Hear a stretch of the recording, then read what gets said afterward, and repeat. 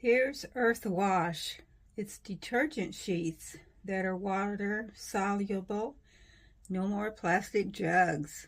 32 sheets come in this box, and this is Ocean Breeze scent. Thanks to the brand for sending me a sample of Earth Wash laundry detergent sheets so that I can make this video to give you my opinion. The recommended amount to use is 1 sheet. This sheet I've torn in 2. You could use half a sheet if you got a small load, or you could use either half a sheet or a quarter of a sheet if you're doing a hand washing. But for a regular size laundry load that is not heavily soiled, you would use 1 sheet this size, and for heavily soiled loads you would use 2 sheets. So they're really going to go pretty far. They're going to be very economical. When you take it out of the box, all the sheets are in this package.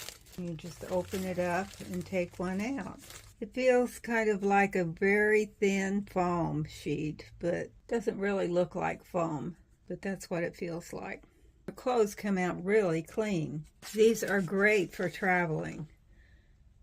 They take up so small a space in your suitcase, and you've always got something that you can wash your clothes with if you need to.